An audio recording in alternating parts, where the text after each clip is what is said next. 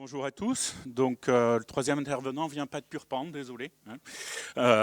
Mais d'Occitanie quand même, malgré mon nom. Donc, je vais rebondir sur une remarque d'Olivier Dauvert. Succès de la bière sans alcool. Un des leviers qui fait le succès des produits actuels, c'est que soit il se dégage totalement du monde de la bière, et c'est un soda citronné pour tourtel twist, soit il ressemble énormément à la bière. Et c'est dans le cas de la désalcoolisation, on peut avoir tout à fait les deux approches. On a quand même plutôt ce qu'on observe, et Wine Paris en était un bon exemple, une approche où on essaie de se rapprocher d'un profil vin, et on adopte d'ailleurs le marketing vin. Et donc ça pose de gros défis en termes techniques. Pourquoi ? Parce qu'éliminer l'alcool d'un produit comme le vin, qui en contient à peu près 10 à 15%, ça entraîne un certain nombre de conséquences. Il y a des conséquences d'abord économiques, qui ne sont pas sur les caractéristiques du produit. C'est qu'on a une perte de volume. Quand on désalcoolise, on perd à minima 15 à 20%, parce qu'on n'élimine pas de l'alcool absolu. On élimine de l'alcool en mélange avec de l'eau. Donc on perd du volume. Il y a une augmentation des coûts de production. C'est une étape supplémentaire. Et éliminer de l'alcool, ça demande de l'énergie, parce que c'est de la mise sous vide, c'est du chauffage, c'est des processus membranaires avec des mises sous pression. Ça demande de l'énergie. Et au-delà de cette demande instantanée d'énergie, comme la filière n'est pas encore très structurée, vous avez un certain nombre de produits qui partent en vrac en Allemagne, par camion, qui sont désalcoolisés en Allemagne parce qu'ils ont une tradition et des usines pour le faire, et qui reviennent embouteillés chez le producteur. Donc l'empreinte environnementale commence à être importante. Si on en revient au profil du produit, l'élimination de l'alcool a une conséquence importante, c'est que l'alcool apporte des sensations d'onctuosité, de chaleur, qu'on aime retrouver si on veut faire un produit qui ressemble à du vin. Donc ça, c'est l'absence d'alcool. Et ensuite, vous concentrez votre produit, et vous concentrez notamment tout ce qui est acide et tout ce qui est polyphénol. Avec la diminution de l'alcool, vous allez augmenter la tannicité, l'astringence du produit et la perception d'acidité. Et ce sont deux perceptions qui font que le produit s'éloigne beaucoup d'un profil vin. Alors je vais vous montrer deux graphiques que j'ai empruntés à Romain Laher du Chez Sobre, donc dans le sud-ouest, qui montrent par rapport à ce qu'on appelle le triangle de Vedel, ce qu'on considère dans le monde du vin, et on pourrait discuter par contre de l'approche d'un consommateur. Olivier a donné Olivier Geoffroy quelques notions sur le sucre. Ce qu'on considère comme un profil équilibré entre les trois sensations, tanin, acidité et onctuosité. Bien, quand on va passer sur un profil désalcoolisé, le profil va être déplacé au niveau gustatif, des sensations d'astringence plus importantes, des sensations acides, et qui vont déséquilibrer le produit. Donc tout le challenge pour le vinificateur, c'est véritablement d'avoir un produit plus rééquilibré. Alors de rééquilibrer le produit, soit en amont, soit par de la formulation après la désalcoolisation. Deux autres points, une perte d'arôme. Alors quand bien même il y a des techniques qui permettent de réincorporer une partie des arômes que l'on évapore avec l'éthanol. L'éthanol est un superbe solvant pour les composés aromatiques. Ce n'est pas pour rien que les parfums sont sur base d'alcool pour la parfumerie. Donc des pertes d'arômes qui sont inéluctables. Et ensuite des produits finaux très instables. D'une part, on a éliminé le SO2 libre, qui est également volatile. Et on rajoute la plupart du temps, ça vous a été signalé, du sucre. Donc une base ferme, on n'a plus d'éthanol, plus de SO2, on rajoute du sucre. Donc obligatoirement de la stabilisation, Ça peut se faire par pasteurisation avec quand même des déviations organoleptiques. Ce qui est le plus choisi maintenant, c'est le DMDC. Bon, je ne partage pas forcément l'avis d'Olivier sur le problème santé du DMDC, une fois qu'il a été mis dans la bouteille. C'est un problème d'utilisation de ce produit. DMDC, si on veut rester dans le monde du vin, puisque c'est un produit qui est utilisé en œnologie. Vous savez que dans les produits désalcoolisés, si vous voulez pouvoir mettre vin désalcoolisé, seules les techniques œnologiques autorisées sont autorisées dans leur production. Donc le DMDC est autorisé. Vous avez d'autres conservateurs dans le monde de l'agroalimentaire, le benzoate de sodium, l'acide phosphorique, dans les sodas sont largement utilisés, mais vous sortez du monde du vin. Le fait qu'on enlève le SO2, problème microbiologique, d'instabilité microbiologique, problème d'instabilité oxydative aussi, puisque c'est la deuxième fonction du SO2. Donc là, il faut réfléchir en termes de process. Et bon, c'est l'aspect microbiologique qui fait que sur l'étiquette, à l'inverse des vins, vous avez une DLUO qui est obligatoire. Alors, quelles sont les solutions que vous pouvez adopter pour pallier ces différents problèmes?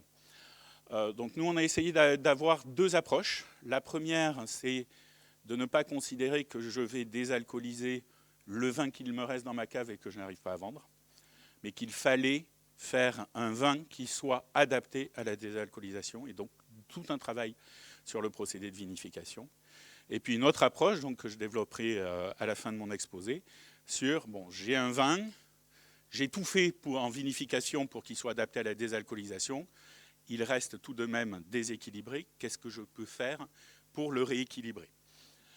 Donc en termes d'approche amont, donc avant la désalcoolisation, je dirais que c'est une interrogation comme pour tout processus de vinification. On part d'un cépage, donc s'interroger sur est-ce que c'est mieux blanc, rosé, rouge. Pour être franc, la problématique des rouges et de l'astringence augmentée est quand même un gros défi sur les vins désalcoolisés. Donc on a plus de succès en termes consommateurs, sur des blancs, rosés et des effervescents. La première idée, donc choix de ces cépages, la première idée c'est de dire plutôt qu'éliminer 15% d'alcool, autant choisir un raisin peu mûr qui a 10% d'alcool et ça ira plus vite, j'aurai moins de dégradation de mon profil. Oui, si l'acidité reste modérée. Parce que si votre manque de maturité s'accompagne d'une acidité extrême, vous allez encore concentrer cette acidité dans votre produit final. Et donc ça va vous poser d'énormes problèmes pour le rééquilibrage, à moins d'utiliser des quantités de sucre très importantes. Et certains profils de vin, de cépage, plus ou moins adaptés à la désalcoolisation, notamment en termes aromatiques. On peut faire le constat que les cépages thiolés ont du mal à supporter l'étape de désalcoolisation en termes de préservation d'un profil aromatique typique. On peut avoir recours à de la reformulation aromatique derrière en sortant du monde du vin. Il suffit d'accepter qu'on n'ait plus le mot vin sur l'étiquette et vous avez certains exemples de Sauvignon zéro. Le mot vin n'est jamais sur l'étiquette ni sur la contre-étiquette. Vous regardez, c'est un vin désalcoolisé, reformulé avec des arômes naturels. Par contre, les cépages terpéniques, les terpènes sont des composés qui, on va dire, résistent un peu mieux à la désalcoolisation, sont plus facilement récupérables et réincorporables dans un procédé sophistiqué de désalcoolisation. Et donc, je rebondis, qui plaisent en plus à une des cibles importantes des vins nolos, qui sont les jeunes. Ceci étant dit, à partir d'un cépage donné, vous savez que le raisin est riche en précurseurs aromatiques. On va avoir des pertes d'arômes. Ce qu'il faut essayer de faire, c'est de maximiser soit les précurseurs aromatiques qu'on va extraire dans le vin, soit les arômes eux-mêmes, selon la technique qu'on va utiliser. Et donc, il faut privilégier les techniques de macération qui permettent d'extraire un maximum de précurseurs d'arômes. Donc macération pelliculaire, enzymes de macération qui permettent d'augmenter et d'accélérer ces phénomènes d'extraction. Et ensuite, bien évidemment, le choix de la levure. Alors le Graal serait d'avoir une levure qui fermente sans faire d'alcool. Malheureusement, génétiquement, Saccharomyces cerevisiae, même les non-sacs, elles sont quand même très déterminées pour faire de l'alcool quand elles sont dans un milieu où il y a 200 grammes de sucre. Donc c'est extrêmement compliqué. Il y a des recherches en cours. La seule voie, sans effrayer, parce que je ne pense pas qu'il faut en avoir peur, ce sera d'avoir des levures génétiquement modifiées. Pour le moment, toutes les sélections, les améliorations de souches de levure qui ont été faites, vous diminuez de 2,5% le degré d'alcool. Est-ce que c'est un grand intérêt ? On n'est pas de toute façon dans la problématique vin sans alcool. Donc, ce choix étant quasiment impossible, et de toute façon impossible maintenant, il faut faire avec les levures qu'on a, et donc privilégier d'autres axes. Donc là, un des axes, c'est l'augmentation de l'intensité aromatique, donc à la fois par le choix de la levure, la nutrition de la levure, évidemment le process de fermentation, notamment les températures de fermentation. Alors évidemment, si vous intensifiez de l'arôme et que votre procédé de désalcoolisation vous en fait perdre 98 ou 99%, vous partez quand même avec un gros handicap. Par contre, ça, c'est très intéressant dans le cas des low alcool, où là, vous allez pouvoir conserver plus facilement les arômes formés. Ensuite, n'oubliez pas que la levure a aussi des effets sur le volume en bouche. Selon les types de levure, vous avez des volumes en bouche différents. La levure, comme les bactéries lactiques, sont aussi des leviers pour diminuer l'acidité des vins. Vous avez des levures qui sont démaliquantes. Et évidemment, donc c'est l'étape d'après, c'est la fermentation malolactique, qui est une étape très importante pour diminuer l'acidité des vins. Ça aide à stabiliser aussi microbiologiquement, hein, c'est aussi une des fonctions de la fermentation malolactique. Il ne faut pas oublier qu'à la fin, vous aurez cette problématique-là. Et selon les souches de bactéries lactiques utilisées, des volumes en bouche intéressants à maximiser. Ensuite, et je dirais qu'une grosse partie du travail doit être fait dans l'élevage des vins. Avec, pour moi, un objectif qui est là, le contraire de l'objectif d'un vinificateur classique, de vin classique, qui va essayer de produire un vin équilibré. Nous, on va produire un vin pour qu'il soit déséquilibré. Donc on va essayer de tirer, notamment diminution d'acidité, augmentation de la rondeur, pour que ça vienne contrebalancer les augmentations, notamment d'acidité et d'astringence, qui sont inhérentes au processus de désalcoolisation. Donc nous avons testé, je vous présenterai quelques résultats, par exemple l'utilisation d'enzymes sur élevage sur lit pour véritablement accélérer et augmenter la rondeur des vins. On parle d'élevage de 2 mois, hein, je ne parle pas d'élevage sur lit très long. Et également, ce qui peut être intéressant, c'est l'utilisation de dérivés de levure à activité antioxydante pour préserver le vin des phénomènes d'oxydation après la désalcoolisation. Évidemment, il existe aussi dans les appareils, dans le portefeuille d'enzymes disponibles en œnologie, des enzymes libératrices d'arômes qui peuvent être utilisées avant ou après désalcoolisation. Les précurseurs d'arômes ne sont pas volatiles, donc ils ne partiront pas de votre vin si tant est que vous les ayez extraits, par exemple d'une base muscat. Vous aurez des précurseurs de terpènes, des glycosides de terpènes à foison. Pourquoi pas, après désalcoolisation, choisir de les révéler avec une enzyme pour intensifier l'arôme terpénique et qui sera un arôme typique muscat et véritablement naturel, pas exogène. Et ensuite, donc une fois ce procédé de vinification adapté mis en place, eh bien, il reste toujours de toute façon de la formulation après la désalcoolisation. À l'heure actuelle, la majorité des vins sont formulés avec du sucre et des gommes arabiques. Je ne parle pas des conservateurs, hein, mais au niveau des rééquilibrages en bouche, c'est sucre et gomme arabique. Il y a d'autres leviers qui sont intéressants et que je vous présenterai, notamment dans l'objectif de diminuer les teneurs en sucre des produits. Donc, utilisation de bêta-glucanase, premier focus que je fais donc, en termes d'élevage. Ce n'est pas un produit nouveau en œnologie, hein, c'est autorisé depuis des années. Donc différents produits disponibles. Les glucanases, en fait, ce qu'on va faire, c'est qu'on va accélérer l'autolyse des levures et l'extraction de composés d'intérêt des parois des levures, qui est un phénomène qui se produit naturellement lors de l'élevage, mais assez long, d'un vin naturellement.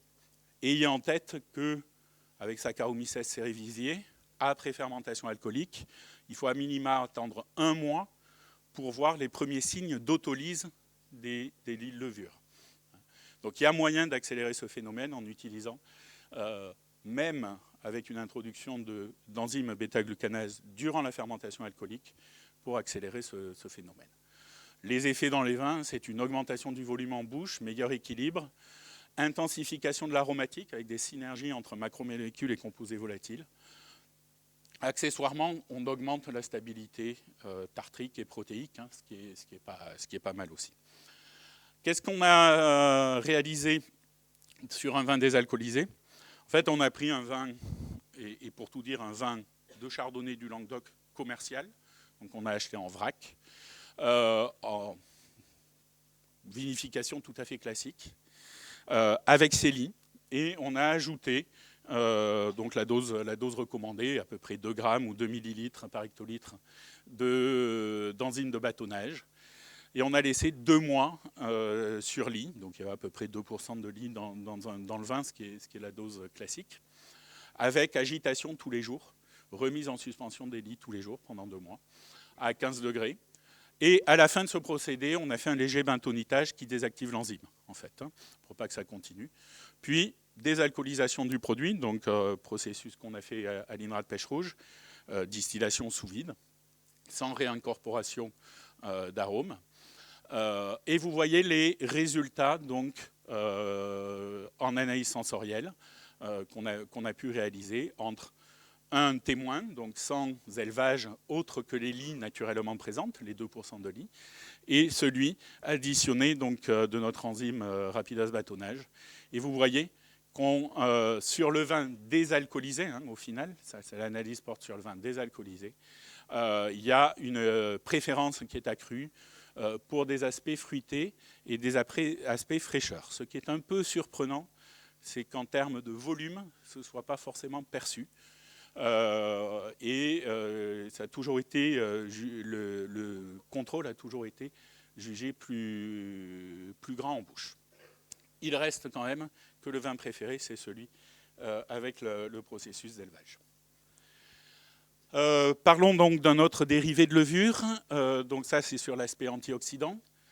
Donc un dérivé de levure à propriété antioxydante que nous avons développé dans le cadre de la vinification classique, avec des protections naturelles, des protections donc, du vin par rapport au phénomène d'oxydation et préservation aromatique et fraîcheur aromatique.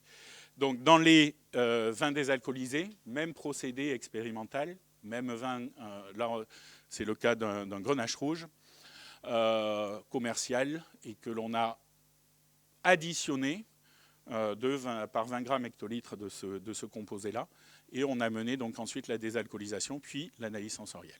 Et là, vous voyez qu'en termes de classement, tous les compteurs passent au vert, à la fois en termes de volume, de fraîcheur, de fruité. C'est véritablement un rééquilibrage intéressant du vin apporté par ce type de produit. Alors, on a parlé volume. Bâtonnage ou extra ferme defend, des différences entre ces deux procédés. Donc les deux sont des auxiliaires technologiques, donc aucun des deux n'a besoin d'être étiqueté, déjà. Et vous voyez quand même que si les deux concourent à une préférence accrue du produit, les profils sont différents, les profils obtenus sont différents. Donc les deux techniques sont possibles, mais ont des impacts différents sur le profil des vins. Alors passons maintenant après désalcoolisation. Et le seul focus que je ferai, c'est sur les manoprotéines. Donc, encore une fois, produits autorisés en œnologie, qui, cette fois, sont des additifs, donc étiquetables, en tant que manoprotéines de levure.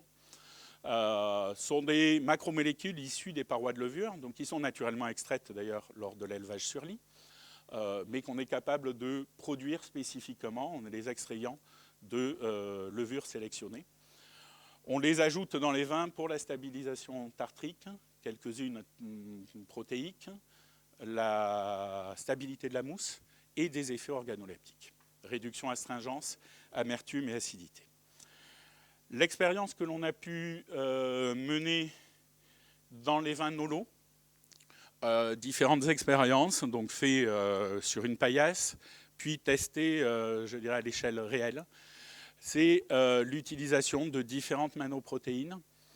Le point véritablement très intéressant, c'est qu'elles seules, elles diminuent acidité et astringence, mais pas de manière suffisante. Par contre, leur addition permet de diminuer la quantité nécessaire de sucre pour avoir un profil équilibré.